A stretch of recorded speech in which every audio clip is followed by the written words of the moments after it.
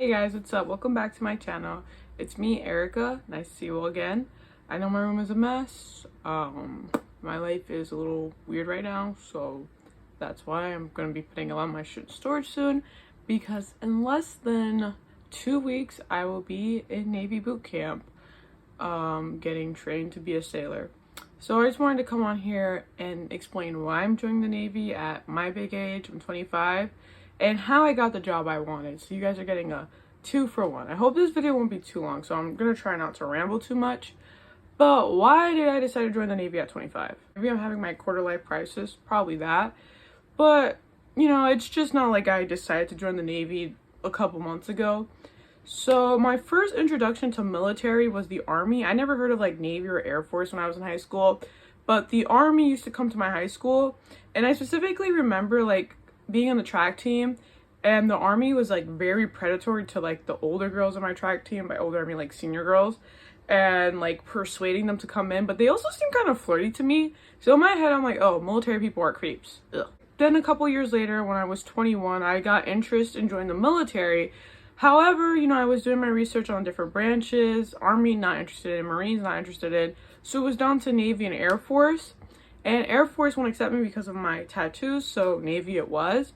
So I reached out to a Navy recruiter when I was 21, and we were supposed to meet up. I was supposed to go through the process, but pretty much everybody I was talking to at the time. Also, if you see animals, I have 5 cats that are going to be with my family while I'm away in the Navy. We're getting like mixed reactions, so it had me doubting myself if I could actually do the Navy. I remember my partner at the time was telling me, oh yeah, that he had friends in the Army and they had the worst experience and they purposely like gained weight to get out of the Army. And hearing that, I was like, damn. But those people were still kind of like fat, so did they really gain weight on purpose? I don't know, but the Army is different. But you know, I didn't really think the Navy and Army could be so different, so that like psyched me out. And also just the fact that I would be giving up my freedom and being a contract for the next few years of my life freaked me out. So I was like, nah, I'm gonna go back to school. So I went back to school, working dead-end jobs. And now I'm at this point where I'm close to getting my degree. And I've been working these dead-end jobs and just realizing that, you know, even though I'm not like legally contracted to these jobs, there's a fucking siren. Even though I'm not legally contracted to these jobs, they're not benefiting me, especially like living in New Jersey, working barely above minimum wage. I'm not really getting ahead in life, and it just feels like I'm a slave to capitalism. So either way, right, I'm going to be a slave. I might as well be a slave to my government because I get awesome benefits. They give me a place to stay, and I mean, being in the Navy just sounds cool as fuck, honestly. And it's my only option. I can't go with any other branch. So, yeah. So, on to rate or job. It's called rate in the Navy, but it's a job. So, since I'm close to getting my degree, I was thinking maybe I should commission as an officer or if I should just enlist. And the reason why I decided to enlist instead of going the officer route is because, honestly, none of the officer jobs interested me at all. Like, I was trying to like them, but I don't know, just not interesting to me. And also the fact that, you know, I know people do it all the time, but I personally feel like in order to be in a leadership position like an officer, I would want to have leadership experience. You know, I don't want to just like hop in there and tell people what to do. I wouldn't feel comfortable and confident in myself. I mean, that would probably change if I actually went through with it, but, you know, that was also one reason. That was also another reason why I didn't go the officer route. So, enlisting. I was trying to find which jobs had the best quality of life, and if you're someone who's, like, starting your journey into enlisting and you're trying to figure out what you should go for, I highly suggest just look up something you're interested in and something that has a good quality of life. At first, I wanted to be a yeoman or a yeoman. I don't even know how to pronounce it. Fucking weird word, right? But then I started looking deeper into it and I'm like, oh wow, cybersecurity, CTN, that sounds good. So yeah, when I met with my recruiter, I told him that I was interested in CTN, and once I did the ASVAB and all that, I scored high enough to get it. I was really excited, especially because the Navy is, I believe, I don't know if the Army, but I know definitely the Air Force, you can't. The Navy is like the only branch, I believe, that you could pick your job. So that's another big reason why I scored high and why I wanted to go with the Navy, because you get to pick your job. So I go to MEPS, the military processing place, blah, blah, blah, to pick my job with the classifier. To make a long story short, I had the hardest time picking my job because my classifier, and I don't mean to be rude or anything, but she was extremely difficult. Because not only is your recruiter trying to reach a quota, you know, you're kind of like a number to them, but especially the recruiter, and the recruiter really don't give a fuck about you at all. Like, they're not even pretending to care. So when I went there, my recruiter gave me 2 jobs. She gave me STG and IC, and those are both kind of like mechanical, working with your hands, handiwork kind of jobs, and that is not something that interests me in the slightest. I might have gone with any other kind of fucking rate than those kind of rates, you know what I mean? If it wasn't for the fact that I was so dead set on CTN, if she gave me some decent rates, I might have been into it. But, and I'm not trying to you know, shit on those rates. They sound like great rates, but it's not what I'm interested in. So I kept explaining that to her, and she's like, well, you know what, you scored too high, so you can't get the job that you want. And I'm like, huh? Which is a lie, by the way. There's no such thing as scoring too high for the rate that you want. So I told her, like, the reason why I scored high is so I could get the job that I want.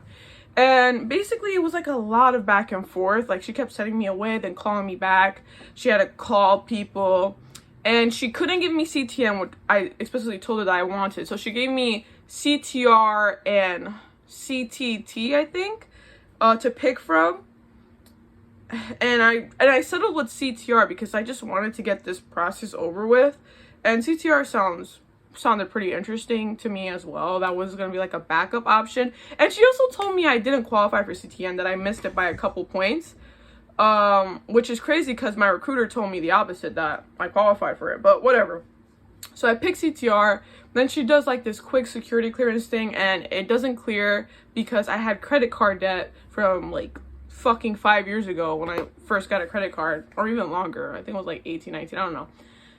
And it was $300 worth of credit card debt, and they denied me because of that. So after I gave her such a hard time, and she said that, you know, my security clearance didn't clear because I'm broke, basically, that was like super humiliating. And I called my recruiter. My recruiter was trying to work with, I guess they're cheap there, and he's like, no, like, we can't accept that. And then I looked over at her computer screen, right, as I'm on the phone with my recruiter, and I see all these jobs available, like yeoman and mass communication specialist, which is another job that's super cool. You're basically like just like a social media Navy guy. So I'm like, oh yeah, I want mass communication specialist. And she's like, no, I can't give you that job. You score too high. Those jobs are for people that score low. And at this point, I'm ready to walk out. Even though I had been there for at least like over 8 hours at this point, just waiting and going back and forth, I was ready to walk out and say, fuck this. But I called my recruiter again, and he was begging me, pleading me to pick IC, to sign the contract for IC, and that he would switch me over to CTN. And I read Reddit, and everybody online, everywhere tells you, do not sign something that you do not want. I signed it because I trusted my recruiter. He gave me his word. And I like to think that he genuinely cared about me, you know? So I did. And honestly, I didn't really want to walk out there without signing something because I would feel kind of defeated, like I went there for no fucking reason, right? So I signed the contract for IC, which is basically like a ship electrician. Fast forward, make a long story short, my recruiter submitted a DAR. Don't know what that means, but he submitted a DAR to, like, I guess postpone my shipping or whatever, you know, me going to boot camp, and then requested a job change to CTN. They did the background check security clearance thing again.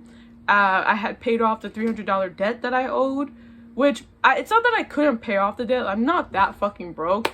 It's just I forgot about it, honestly. And when I was like 18, 19, you know, when you get like a late, well, maybe it's just me, but you know, I had a bad habit. Whenever I would get a late fee, I'd be like, you know what, fuck this, I'm not paying this, and just like ignore them, when really it was hurting me. I've grown up. I know I should have just paid it off to begin with. But yeah, I paid it off, and then yeah, I got accepted, and my recruiter gave me a CTN contract.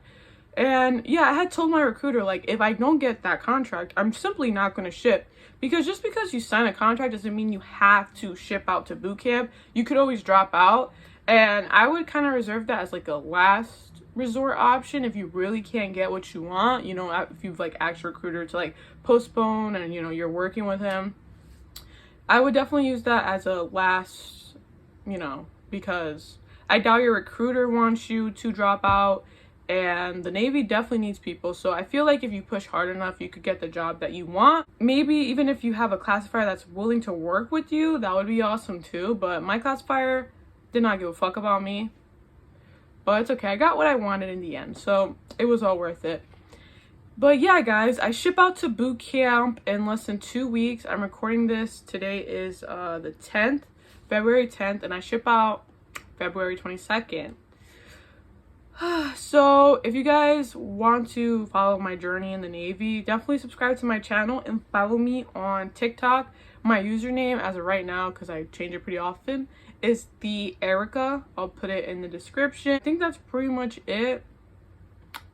Bye guys. Wish me luck.